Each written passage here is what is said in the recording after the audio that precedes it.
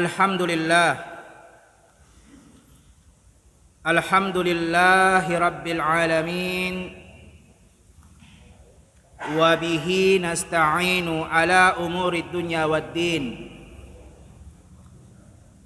Wassalatu wassalamu ala rasulina Muhammad ibn Abdullah wa ala alihi wa ashabihi wa man walah.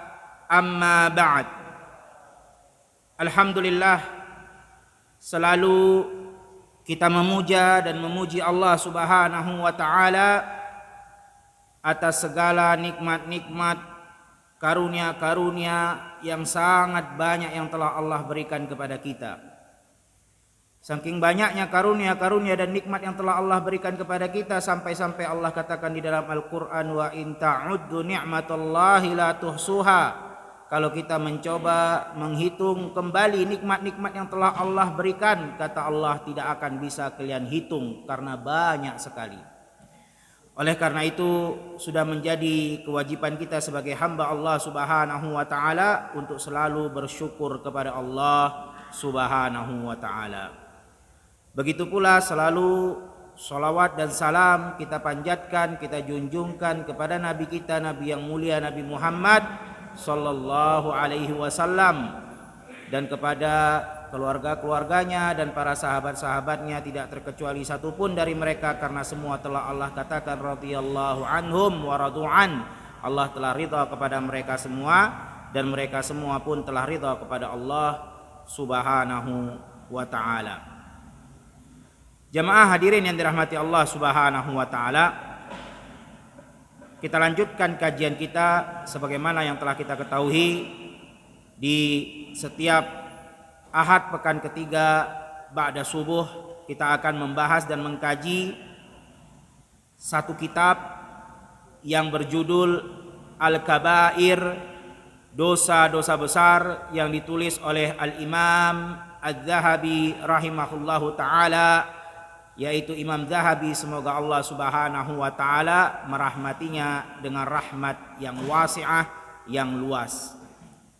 Dan insyaallah pada pertemuan kali ini kita akan masuk ke dalam dosa besar, yang mana di pertemuan yang lalu kita telah membahas dosa besar yang pertama, yaitu syirkum billah, menyekutukan Allah Subhanahu wa taala.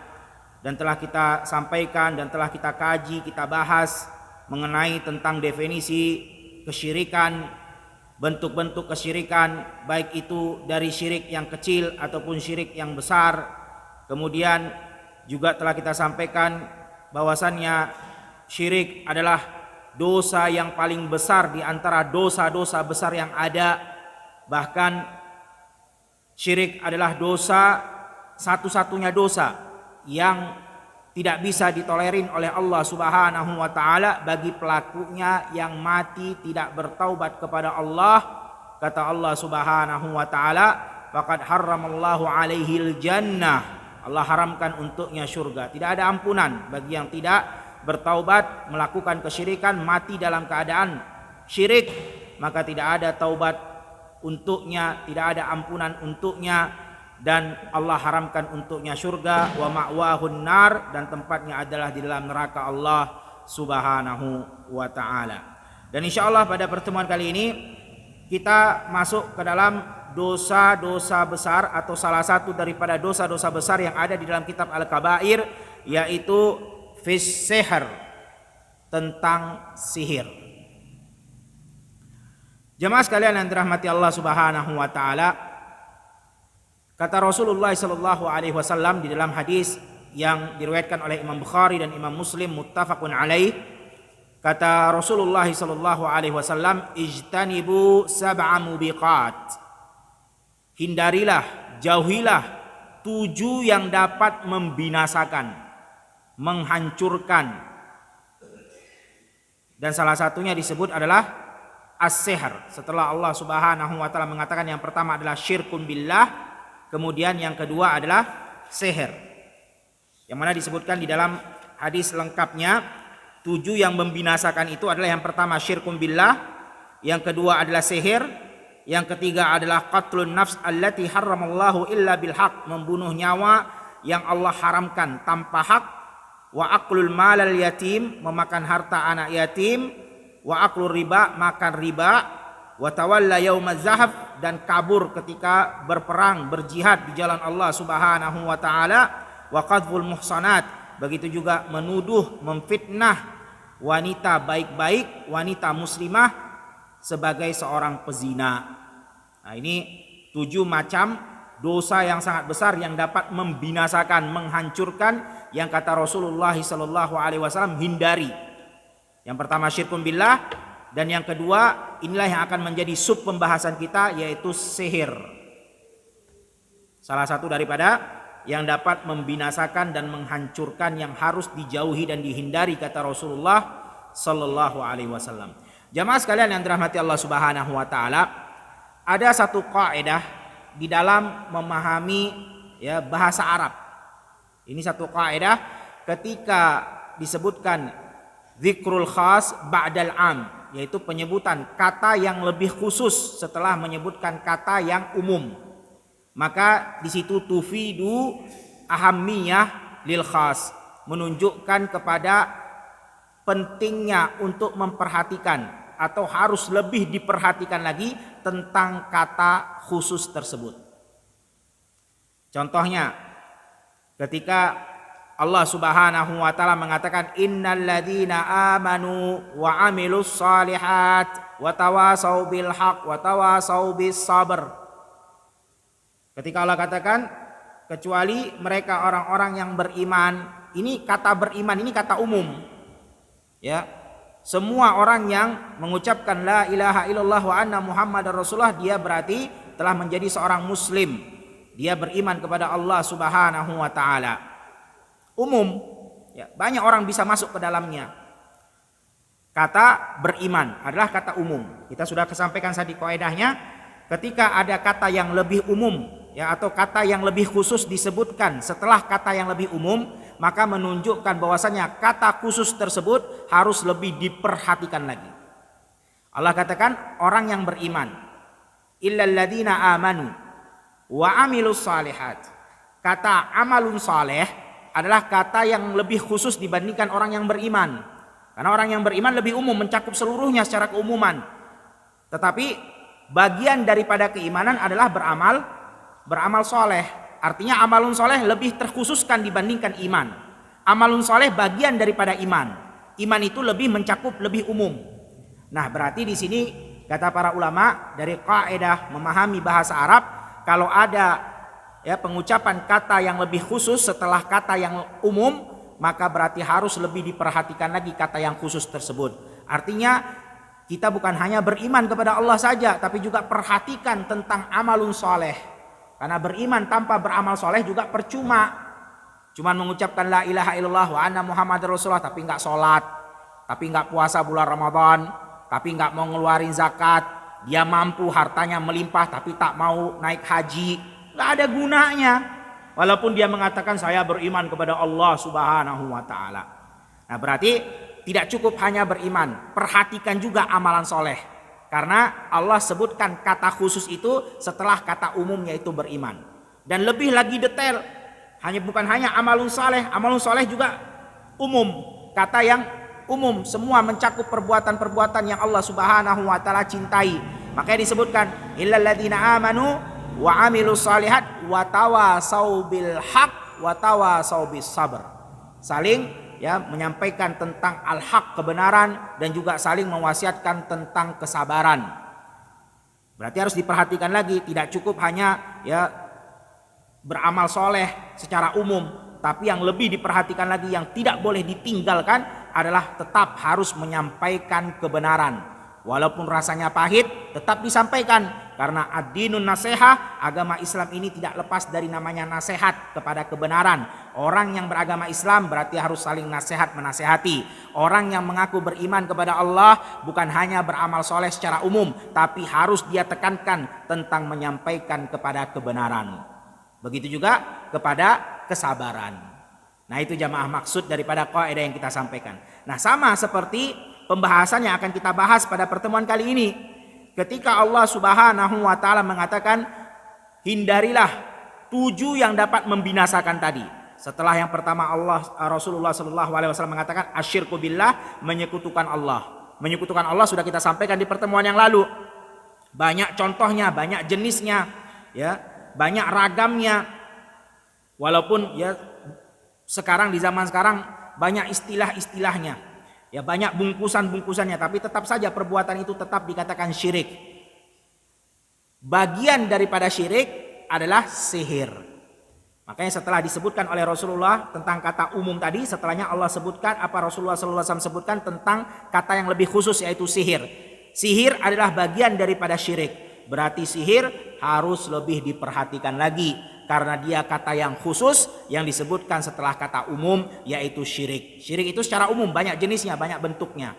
Nah, oleh karena itu jamaah sekalian yang dirahmati Allah Subhanahu wa taala, penting kita membahas tentang sihir ini karena dia bagian daripada kesyirikan, dan kesyirikan sudah kita sampaikan konsekuensinya mati tidak bertaubat, khalidina fiha, kekal di dalam api neraka Allah Subhanahu wa taala. Dan sihir bagian daripada syirik. Apa itu sihir secara bahasa Arab? Ya, karena syariat Islam ya diturunkan dengan berbahasa Arab, Al-Quran dan hadis. Berarti kita harus pahami apa yang berkaitan dengan yang Allah larang dan Allah perintahkan dengan berbahasa Arab. Apa itu sihir? Sihir itu secara dari segi bahasa Arabnya adalah ma la tufa sababuh, apa yang tidak diketahui sebabnya, nggak diketahui atau samar-samar sebabnya, tiba-tiba udah mati aja, tiba-tiba perutnya sakit nggak tahu ya dari mana asalnya. Begitu dilihat ternyata di dalamnya ada paku, ketika dia duduk susah rasanya, sakit ya, ternyata ada sesuatu di dalam tubuhnya. Nah, nggak diketahui itu datang dari mana, itu sebabnya masuknya dari mana ya, kok tiba-tiba ada paku, ada beling, ada kaca dan lain-lainnya. Nah, itu definisi secara bahasa tentang sihir. Jadi sihir itu apa yang samar atau tidak diketahui, tidak tampak sebabnya kenapa terjadi, pokoknya tiba-tiba terjadi aja. Kemudian jamaah sekalian yang dirahmati Allah Subhanahu wa taala, kata Imam Asy-Syafi'i rahimahullahu taala, sihir itu terbagi 2. Ada yang sihir menggunakan syaitan, menggunakan jin. Nah, ini yang akan kita bahas. Ini yang menjadi dosa besar. Ini yang menjadi murka Allah Subhanahu wa taala. Sihir yang pertama yaitu yang menggunakan bantuan jin atau syaitan.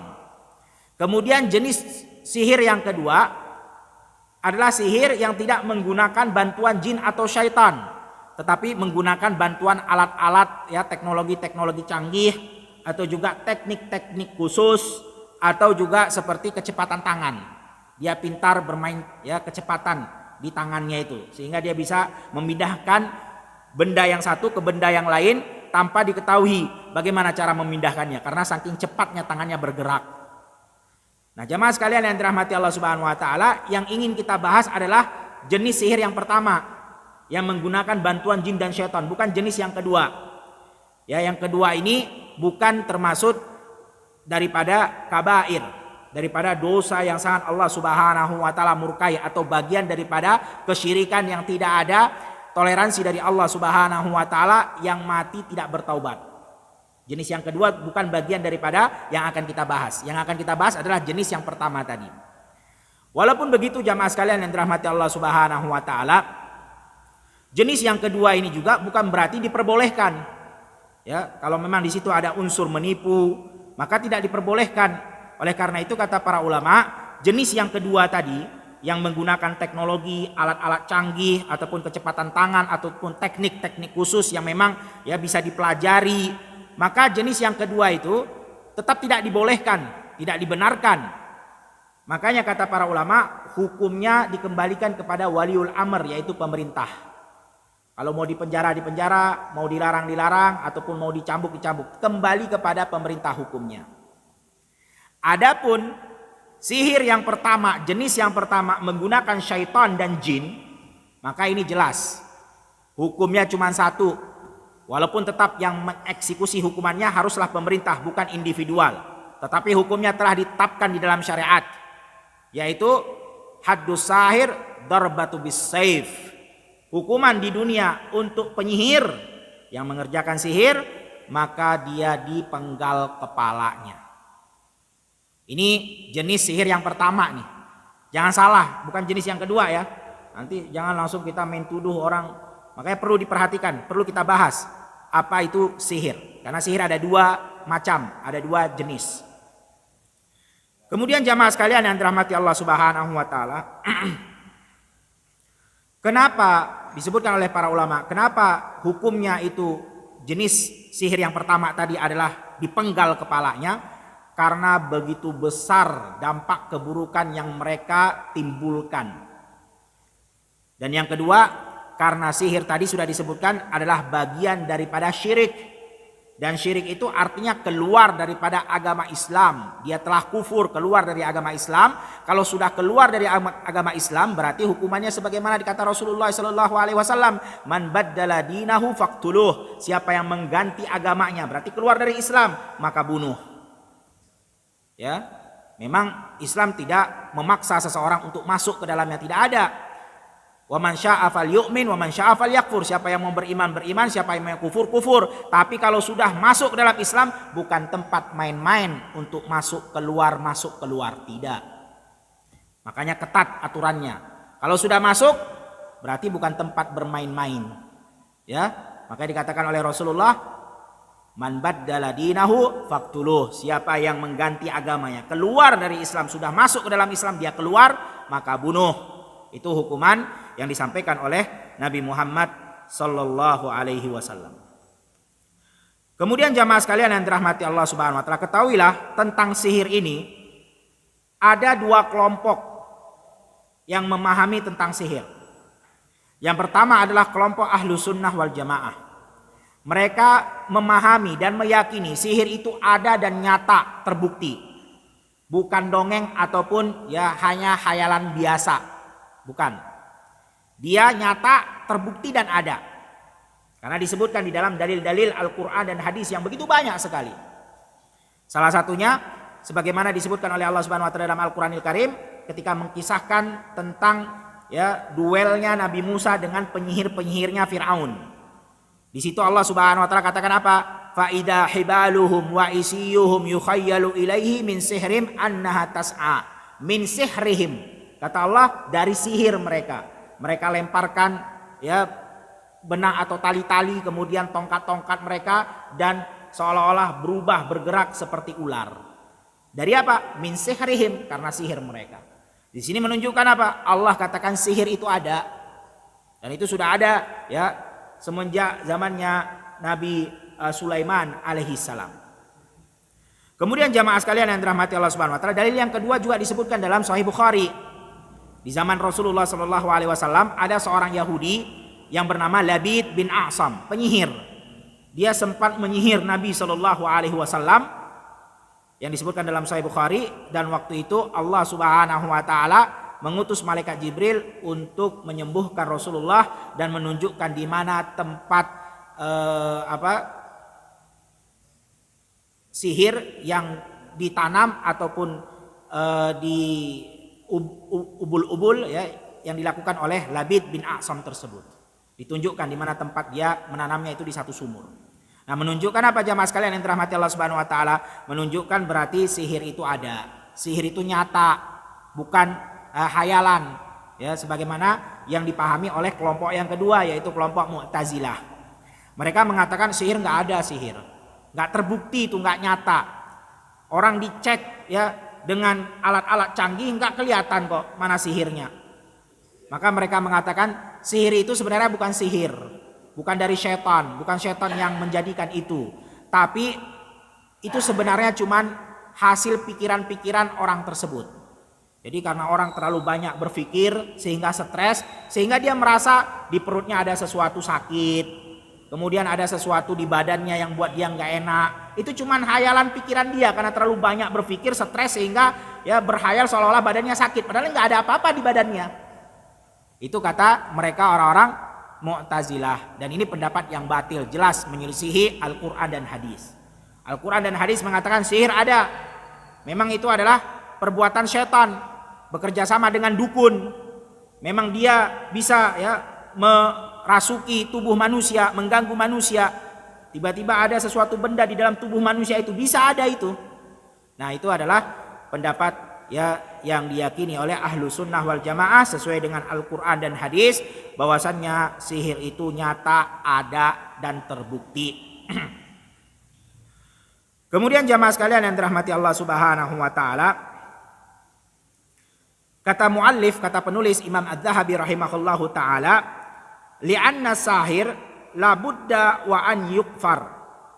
Jadi kenapa tadi kita mengatakan bahwasannya hukum penyihir itu adalah dipenggal kepalanya, yaitu dibunuh? Karena memang seorang penyihir tidaklah dia bisa menjadi penyihir kecuali dia harus kufur dulu. Nah, itu alasannya, kata muallif penulis rahimahullahu taala. Kenapa dia dibunuh?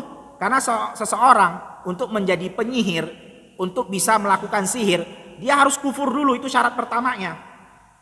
Harus keluar dari agama Islam, harus melakukan hal-hal yang membuat dia menjadi kafir. Makanya jamaah sekalian yang dirahmati Allah Subhanahu wa taala, kita tahu ya banyak sekali jenis-jenis syarat-syarat sihir sebelum dipelajari. Terkadang diminta untuk apa? Untuk mencari ya beberapa perawan, contohnya gadis perawan yang harus dia setubuhi, kan begitu. Nah, ini mengkufurkan dia dari agama Islam. Kenapa? Karena dia menghalalkan perbuatan zina, yang mana perbuatan zina nggak boleh. Nah, segi daripada pengkufurannya bukan perbuatan zinanya, tetapi adalah perbuatan keyakinan dia menghalalkan perbuatan itu.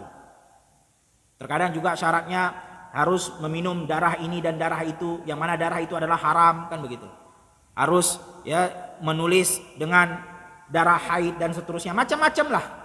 Yang jelas orang untuk belajar sihir, untuk menjadi penyihir, untuk menjadi dukun, syarat pertama harus kufur dari agama Islam. Itu udah syarat ya, fondasi pertamanya. Kalau nggak bakal lolos, nggak bakal lulus jadi penyihir. Nah, itu alasannya kenapa penyihir ya hadduhu darbatun bisayf, yaitu dipenggal lehernya. Kemudian jamaah sekalian yang dirahmati Allah Subhanahu wa taala, al-muallif rahimahullahu taala, penulis di sini kemudian mengatakan dalil berikutnya dari Al-Qur'anil Karim, surah Al-Baqarah ayat 102. Surah Al-Baqarah ayat 102, yang mana di sini bisa dibaca atau dibuka Al-Qur'annya, yang Allah Subhanahu wa taala mengatakan walakinna syayatina kafaru yu'allimuna an-nasa as-sihr wa ma yu'allimani min ahadin hatta yaqula innama nahnu fitnatun fala takfur. Jamaah sekalian yang dirahmati Allah Subhanahu wa taala, surah Al-Baqarah ayat 102 yang bisa kita buka Al-Qur'an, kita baca dan kita lihat arti dan terjemahannya. Ayat yang lumayan panjang, yang mana intinya di sini Pak Al-Muallif rahimahullahu taala ingin mendatangkan dalil ini yang pertama untuk mengkisahkan kepada kita bagaimana asal muasal seseorang itu pertama kali menjadi penyihir di atas muka bumi ini. Ya, gimana tercetusnya sihir itu pertama kali di atas muka bumi ini. Jadi ayat atau surah Al-Baqarah ayat 102 ini, di sini Allah Subhanahu wa taala mengatakan wattaba'u, mereka itu mengikuti dari bekas-bekas puing-puing kerajaan Nabi Sulaiman alaihi salam. Wa ma kafara Sulaiman, kata Allah Subhanahu wa taala, tapi ketahuilah bahwasannya Nabi Sulaiman itu enggak kafir.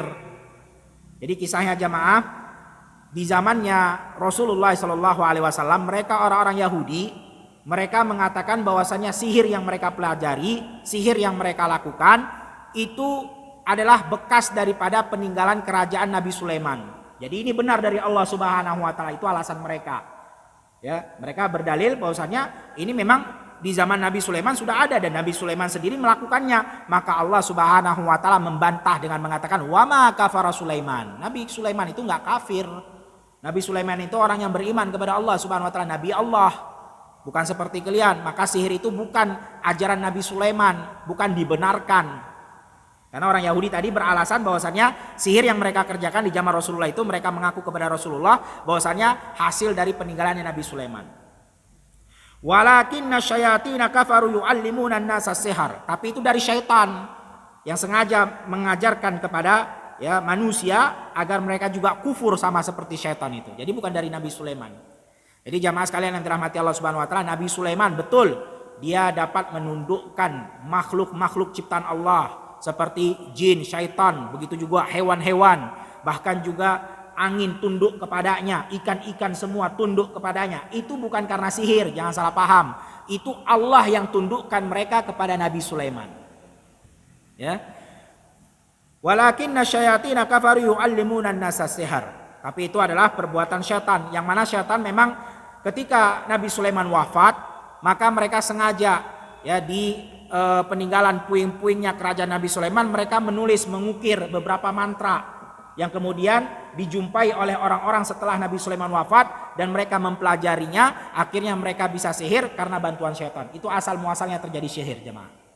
Makanya antum ya terkadang kalau melihat berita-berita, ada terkadang ya mantra-mantra kuno yang memang katanya ini dari Babilonia, dari negeri Irak dulu. Ada juga ya mantra-mantra kuno dari India, penyihir India, kan begitu. Nah, ini memang ada asal muasalnya di zamannya Nabi Sulaiman, dan itu yang menulis, yang meninggalkannya sengaja untuk mengkufurkan manusia adalah syaitan. Wa ma yu'allimani min ahadin hatta yaqula innama nahnu fitnatun fala takfur. Yang mana syaitan itu mendapatnya dari mana? Dari malaikat Harut dan ya yang di Harut dan Marut yang di Allah Subhanahu wa taala turunkan ke bumi untuk menjadi ujian dan cobaan kepada manusia dan jin. Tapi sebelum diajarkan sudah dikatakan innama nahnu fitnah, kami ini adalah tempat kalian diuji, artinya kalian jangan sampai tergoda. Nah, itu asal muasal adanya sihir di atas muka bumi ini. Fala takfur, jangan sampai kalian kufur. Nah, di sini juga dalilnya jamaah sekalian yang dirahmati Allah Subhanahu wa taala, menunjukkan bahwasannya orang yang belajar sihir bisa atau tidak bisa. Fala takfur, para ulamaul tafsir mengatakan bisa tidak bisa, dia kalau sudah niat belajar sihir walaupun tidak menjadi penyihir yang top, tapi dia telah kufur dari agama Islam. Hati-hati jamaah. Bukan berarti oh kalau saya sukses bisa berhasil saya menggunakan sihir ini dan sihir itu baru itu nggak boleh. Ini saya nggak sukses, saya malah gagal, ya. Makanya sekarang banyak sekali ada praktek-praktek perdukunan, ada juga sekolah sihir kan gitu. Emang dipelajari situ sihir. Nah, bisa nggak bisa? Jadi top apa nggak top dia penyihirnya? Tetap kalau dia sudah belajar maka dia telah kufur dari agama Islam.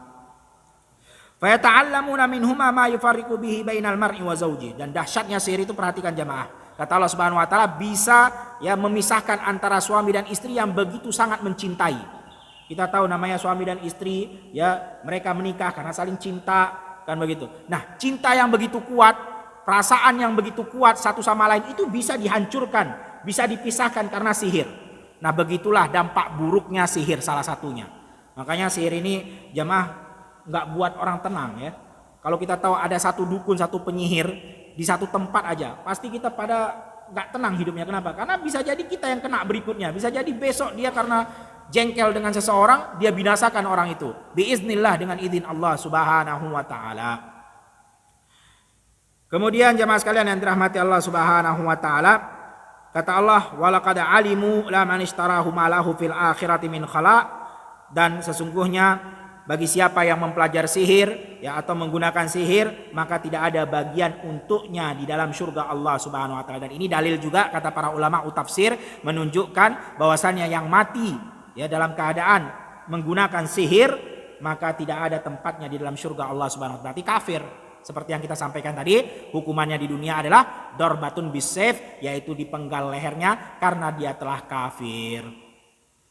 Kemudian jamaah sekalian yang dirahmati Allah Subhanahu wa taala, kata muallif rahimahullahu taala, "Fanara khalqan katsiran minad dullal yadkhuluna fis sihr wa yadunnuna haraman faqat." Nah, celakanya kata penulis Imam Adz-Dzahabi rahimahullahu taala, banyak orang-orang yang tersesat yang masuk ke dalam sihir karena mereka mengira sihir itu adalah haram saja. Nah, ini bahaya jamaah. Sihir itu bukan hanya haram, tapi juga mengkufurkan dari agama Islam. Sihir itu bukan dosa besar biasa, tapi dosanya sangat besar karena dia bagian daripada kesyirikan. Dan kesyirikan adalah dosa yang paling besar di antara dosa-dosa besar yang ada. Makanya hati-hati, jangan sampai kita salah memahami. Dan di Indonesia ini banyak sekali penyihir-penyihir, dukun-dukun. Bahkan dilegalkan, bahkan mereka punya situs ya resmi ya. Bahkan punya sekolah khusus, siapa aja mau datang sekolah bisa. Subhanallah jamaah, banyak sekali jenis-jenis sihir lah di Indonesia ini. Dari dulu sampai sekarang. Dan ketahuilah jamaah sekalian yang dirahmati Allah Subhanahu wa taala, itu bukan sakti. Banyak orang bilang orang sakti, nggak ada sakti-saktinya itu. Orang dia minta kepada syaitan, orang bodoh bukan orang sakti. Kita sudah sering sekali mengatakan jangan pakai bahasa-bahasa yang membuat orang tertipu. Ya udah dukun-dukun aja, penyihir-penyihir aja, syirik, kafir, udah selesai. Biar orang tahu, biar orang menghindar. Dibilang orang sakti, orang hebat. Hebat dari mana? Perhatikan. Dari dulu sudah banyak namanya dukun-dukun penyihir-penyihir. Tapi Indonesia 350 tahun dijajah Belanda. Kalau memang sakti, kenapa nggak merdeka aja dari dulu? Kenapa tunggu 350 tahun Belanda berkuasa di Indonesia? Kalau emang kebal ditembak, kebal dibacok, kan gampang, usir aja itu semua Belanda. Bunuh sekalian, kebal dia. Buktinya nggak ada 350 tahun jemaah. Setelah Belanda keluar datang lagi Jepang. Tambah parah. Berarti bukan orang sakti, bukan orang hebat. Orang bodoh. Ya. Nah, yang repotnya lagi, orang yang datang ke dukun minta sihir, minta jampi-jampi, berarti lebih bodoh lagi. Dia bodoh minta sama syaitan. Nah, orang yang datang kepada orang bodoh berarti lebih bodoh apa bu? Hati-hati jamaah, jangan jamaah, ini bahaya. Sihir, syirik. Ya.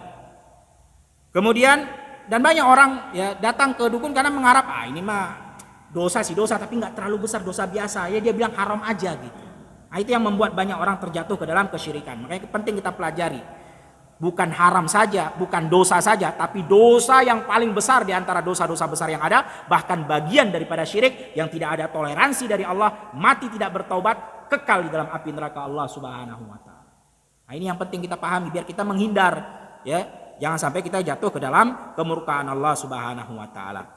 Wa ma yash'uruna annahul kufur fayadkhuluna fi ta'limis simia wa amilaha. Karena mereka menganggap itu cuman ya larangan biasa aja, sehingga ya mereka tidak menyadari kalau mereka telah kufur dari agama Islam dan mereka meremehkan dan mereka masuk ke dalam mempelajari sihir tersebut seperti simia. Simia ini bahasa Arab artinya adalah sihir-sihir yang menunjukkan kepada kekebalan tubuh.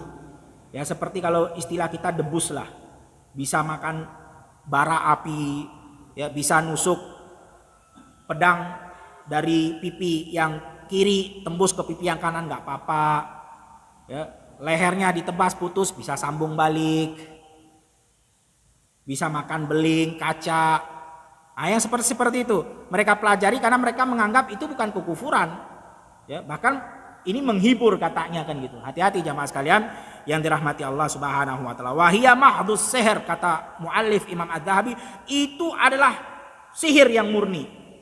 Yang debus-debus itu sihir murni, bahkan itu bukan sihir biasa, itulah inti daripada sihir. Wa fi aqdir rajulin an zaujatihi wa huwa sihir. Begitu juga bentuk sihir yang lain selain daripada debus tadi, ada juga sihir yang menjadikan suaminya tidak bisa menggauli istrinya. Ada juga itu. Yang seperti itu sihirnya. Wa fi mahabbatir rajul lil mar'ah wa bughdiha. Begitu juga ada bentuk sihir yang menjadikan suami tergila-gila kepada istrinya atau istrinya tergila-gila kepada suaminya. Baik yang laki-laki, yang dipelet ataupun yang perempuan. Nah, itu pun sihir.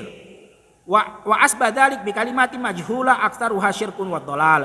Dan ya contoh-contoh lainnya yang jelas dengan mengatakan kata-kata yang tidak diketahui, bukan dari Al-Qur'an, bukan dari hadis. Ya kata-kata yang tidak jelas, ya seperti mantra-mantra tadi disebutkan tidak jelas ucapannya apa. Bukan dari Al-Qur'an, bukan dari hadis Nabi. Karena kalau Al-Qur'an pasti jelas.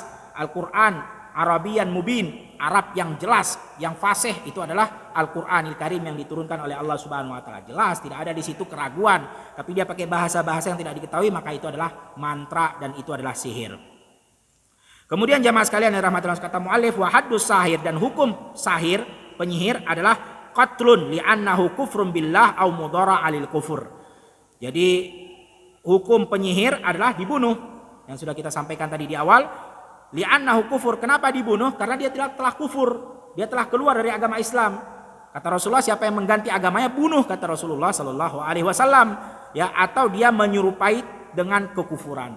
Sehingga jamaah sekalian yang dirahmati Allah Subhanahu wa taala, di sini kata para ulama, seorang penyihir nih, kalau sudah ketahuan, sudah dibuktikan bahwasannya dia memang sihir yang menggunakan syaitan dan jin, sudah terbukti, dan yang memang mengeksekusinya adalah pemerintah, bukan individual, maka dibunuh tanpa diminta untuk bertaubat. Jadi jamaah, taubatnya nggak diterima.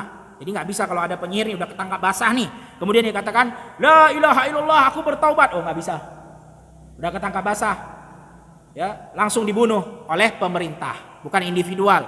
Kita sampaikan had semuanya, hukum had di dalam syariat yang mengeksekusinya adalah pemerintah yang sah, bukan ini ada kiai, ada ustadz, ustadz gimana kita bunuh aja tuh, ya bunuh aja, nggak benar tuh, ya pemerintah, pengadilan, mahkamah yang memutuskan. Nah itu dia jamaah, kenapa tidak diterima taubatnya? Jadi kata para ulama, adapun masalah urusan akhirat antara dia dengan Allah nanti. Kalau memang dia betul-betul murni bertaubat, nanti Allah Subhanahu wa taala akan mengadili. Tetapi kalau di dunia tetap dibunuh agar tidak tersebarnya perbuatan sihir tadi. Karena kalau seandainya diterima taubatnya, semua penyihir gampang aja untuk ngeles kan gitu. Ketika udah ketangkap basah, ketahuan la ilaha illallah bertobat, selesai, aman dia. Besok dia lakukan lagi sihir. Nah itu jamaah sekalian yang dirahmati Allah Subhanahu wa taala. Hukum di dunia tetap dibunuh. Tapi kan nanti kalau status dia di pengadilan Allah di akhirat, itu antara dia dengan Allah Subhanahu wa taala. Kalau memang betul-betul dia mukhlis, ikhlas bertobat untuk Allah, Allah akan menerima taubatnya. Nah ini bahaya sekali jamaah tentang ya penyihir ini, tentang sihir ini. Qala Nabi sallallahu alaihi wasallam, begitu juga sabda Rasulullah sallallahu alaihi wasallam, ijtanibu sab'a mubiqat, hindarilah 7 yang dapat membinasakan, dan salah satunya sebagaimana yang sudah kita sampaikan adalah as-sihr. Kemudian jamaah sekalian yang dirahmati Allah Subhanahu wa taala, Imam Adz-Dzahabi mendatangkan dari sabda Nabi Muhammad sallallahu alaihi wasallam, haddus sahir darbatun bis-saif. Hukum penyihir adalah di penggal lehernya. Wallahu a'lam bis-shawab. Jamaah sekalian yang dirahmati Allah Subhanahu wa taala, hadis ini sebagian ulama ada yang mengatakan bahwasannya ini bukan hadis yang marfu kepada Rasulullah, yaitu sampai kepada Rasulullah, enggak. Jadi ucapan tentang hukum penyihir adalah dipenggal lehernya itu adalah mauquf, tidak marfu kepada Rasul. Mauquf itu artinya hanya sampai kepada para sahabat Nabi sallallahu alaihi wasallam. Artinya ini adalah fatwanya para sahabat-sahabat Nabi. Walaupun begitu tetap dibenarkan karena para sahabat Nabi Shallallahu Alaihi Wasallam tidaklah mereka mengeluarkan fatwa kecuali sesuai dengan apa yang mereka dapatkan dari Rasulullah Shallallahu Alaihi Wasallam. Fatwa seperti apa? Seperti Jundub bin Abdullah, sahabat Nabi Shallallahu Alaihi Wasallam, seperti Umar ibnul Khattab, ibnu Umar, begitu juga Hafsah, ya putrinya Umar ibnul Khattab. Nah ini diantara para sahabat-sahabat Nabi yang berfatwa, mengeluarkan fatwa bahwasannya hukum penyihir di dunia adalah dipenggal lehernya. Begitu juga kata muallif, wa an Bajalah bin Abdah, dari Bajalah bin Abdah annahu qala atana kitabu Umar, datang tulisan perintahnya Umar radhiyallahu anhu qabla mautihi bisanah, sebelum Umar ibnul Khattab mati 1 tahun, sebelum 1 tahun dia wafat, memerintahkan kepada seluruh petugas-petugasnya, menteri-menterinya, gubernur-gubernurnya, aniktulu kullu sahir wa sahirah, untuk membunuh semua penyihir laki-laki ataupun penyihir perempuan. Nah jamaah sekalian yang dirahmati Allah Subhanahu wa taala, dari sini kita bisa mengetahui bahwasannya penyihir itu bukan hanya dari laki-laki saja, tapi juga ada dari perempuan. Bahkan penyihir perempuan lebih besar daya rusaknya dibandingkan penyihir laki-laki. Kenapa jamaah sekalian yang dirahmati Allah Subhanahu wa taala? Karena disebutkan khusus oleh Allah Subhanahu wa taala ketika Allah Subhanahu wa taala mengatakan wa min syarrin naffasati fil uqad. Nafasat itu artinya penyihir-penyihir wanita. Ya, penyihir-penyihir wanita. Wa min naffasati fil uqad. Kenapa dikhususkan oleh Allah kata para ulama tafsir? Karena penyihir wanita daya rusaknya itu lebih besar daripada penyihir laki-laki. Kenapa? Karena wanita itu ketika dia sudah emosi, dia sudah jengkel kepada seseorang, maka dia akan membawa segenap pikiran dan hatinya, dia relakan, dia korbankan untuk syaitan dan jin, apapun dia lakukan demi untuk melampiaskan sakit hati atau kejengkelannya.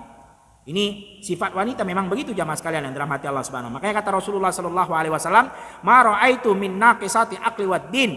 Aku tidak pernah melihat manusia yang paling kurang akalnya dan paling kurang agamanya kecuali wanita. Memang begitu. Mereka ketika sudah emosi, sudah jengkel, semua kesalahan walaupun 20 tahun yang lalu pun diungkit lagi. Memang begitu semuanya. Saking jengkelnya, saking marahnya dia, apapun dia jadikan salah semuanya. Yang ini salah, yang ono salah, yang udah 30 tahun, udah lama, itu pun diungkit lagi. Ini juga pernah kamu lakukan salah. Beda dengan laki-laki. Laki-laki sejengkel-jengkel, semarah-marahnya masih pakai akal. Ini masih mikir kalau saya berkelahi sama ini nanti konsekuensinya apa. Masih ada pikiran begitu laki-laki. Ya, seemosi-emosinya dia, walaupun sudah terjadi pasti dia akan berpikir kembali, menyesal, minimal menyesal. Kenapa kok saya lakukan ini? Nah, itu jamaah sekalian yang dirahmati Allah Subhanahu wa taala. Baik laki-laki maupun wanita penyihir, tetap hukumannya adalah dibunuh. Dan itu perintah Umar Ibnul Khattab, begitu juga fatwanya para sahabat Nabi sallallahu alaihi wasallam. Begitu juga jamaah kata Rasulullah sallallahu alaihi wasallam. Mu'alif mendatangkan dalil yang berikutnya dan insyaallah kita tutup dengan pembahasan ini. Salasah la yadkhulul jannah kata Rasulullah, mudminun khamr wa qati'ur rahim wa musaddiqu bis-sihr.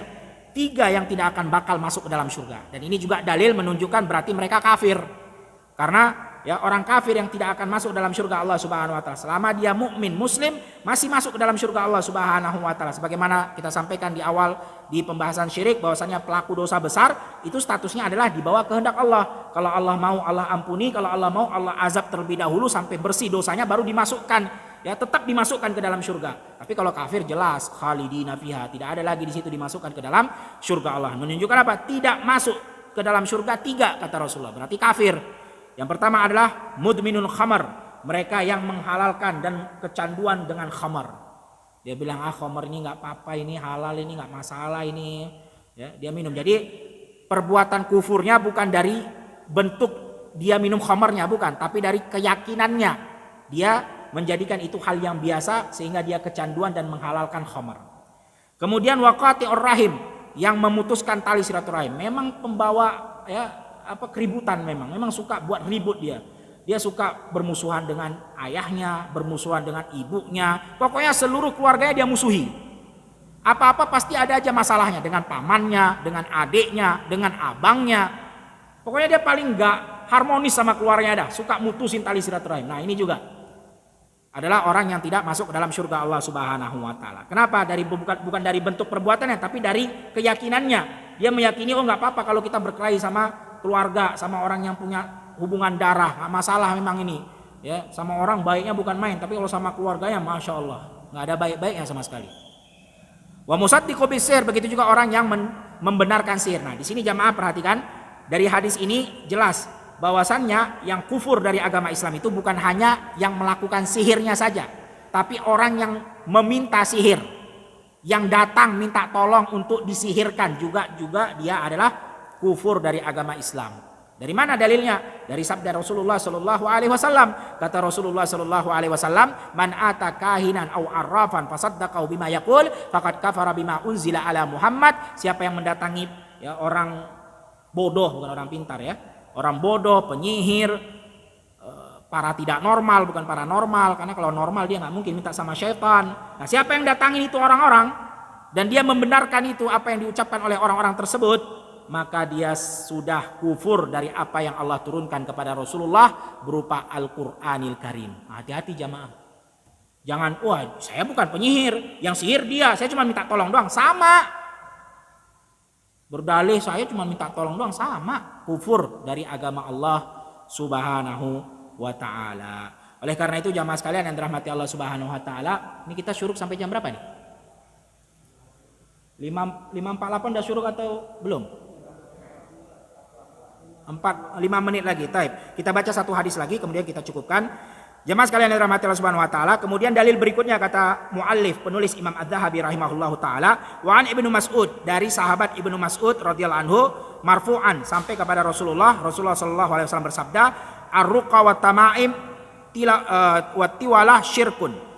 Ruqa yaitu mantra-mantra, wa tamaim jimat-jimat, begitu juga tiwalah pelet ya, adalah syirkun kata Rasulullah, itu adalah perbuatan syirik. Nah, ini jenis-jenis syiriknya. Jadi sihir itu bukan berarti cuma mencelakakan orang aja, membunuh orang, itu berarti sihir. Enggak. Mantra-mantra, ya, jampi-jampi, jimat-jimat, pelet yang tadi itu membuat suaminya tergila-gila kepada dirinya. Makanya jamaah sekalian yang dirahmati Allah Subhanahu wa taala, kita pernah ada seorang teman yang kita kenal, subhanallah. Setiap ketemu dengan dia isinya obrolannya adalah pujian terhadap istrinya. Dia puji istrinya, dikatakan istrinya mirip artis ini, artis itu, subhanallah. Padahal begitu kita saksikan, kita lihat istrinya jauh dari kenyataan. Dia bilang mirip artis sumo. Ternyata jemaah, setelah ya bertahun-tahun kita dengar kabar berikutnya, ternyata waktu itu istrinya memelet suaminya. Biar suaminya tergila-gila kepadanya sehingga tidak bisa jauh dari dirinya. Cara peletnya gimana? Dia setiap berkunjung ke rumah seseorang, maka dia akan ambil 1 butir beras tanpa minta izin, kemudian dia makan. Itu cara memelet suaminya. Perhatikan jemaah, coba lihat. Sudah jelas kita sampaikan di awal tadi. Syarat untuk menggunakan sihir harus kufur dulu. Dia halalkan mencuri, walaupun itu cuma 1 butir beras, itu kan punya orang. Walaupun dia ya harganya tidak seberapa, tapi kalau dia minta tanpa izin mencuri itu haram. Dan itu dia benarkan, dia lakukan, dia halalkan. Nah itulah tanda kekufurannya dari agama Islam, agama Allah subhanahu wa ta'ala. Nah ini hati-hati jamaah ya. Pelet juga termasuk sihir. Begitu juga jimat-jimat, begitu juga ruqa, jampi-jampi, mantra-mantra yang dibaca tanpa ya bahasa yang jelas, tanpa bahasa yang diketahui. Tetapi kalau ruqyah dengan Al-Qur'anil Karim, dengan bahasa yang jelas, yang diketahui bahwasanya itu adalah Al-Qur'an, itu adalah ayat Allah, maka itu adalah perkara yang disyariatkan, perkara yang dibolehkan dalam syariat Islam. Maka bedakan jemaah, ruqa sama ruqyah. Kalau ruqa yang mantra-mantra, jampi-jampi, itu bahasanya memang nggak diketahui, bukan dari Al-Qur'an, bukan dari hadis. Walaupun kita paham tuh artinya, tapi itu bukan Quran, bukan hadis. Kalaupun dari ayat Al-Quran, pasti akan dia rubah huruf-hurufnya atau bentuk susunannya. Yang jelas kalau Al-Quran itu sudah baku, tidak ada lagi perubahan. Sudah jelas Bismillah ya Bismillah, tidak diganti baknya di belakang atau Allahnya di depan, nggak ada. Bismillah ya Bismillah. Nah itu contohnya ayat Al-Quranil Karim. Kalau sudah dirubah 1 huruf saja atau penyebutannya juga dirubah, yang tadinya bis dia bilang bas, nah berarti juga bukan Quran itu. Dan itu kalau digunakan untuk mantra dan jampi bisa, kalau seandainya syaitan mensyaratkan hal tersebut. Karena itu juga termasuk daripada kekufuran. Merubah ayat Al-Quran berarti kufur, keluar daripada agama Islam, karena merubah Al-Quranil Karim. Hati-hati jemaah. Memang dia ya, kalau kelihatan sih Bismillah sama Basmallahirrahmanirrahim, apa bedanya kan gitu? Cuman beda ba sama bi doang. Bedanya di situ. Itu Al-Qur'an Bismillahirrahmanirrahim, Basmallahirrahmanirrahim, bukan Al-Qur'anil Karim. Kalau bukan Al-Qur'anil Karim, kita rubah dan kita yakini bahwasanya itu dibolehkan, berarti kita telah menghalalkan apa yang Allah haramkan. Kufur.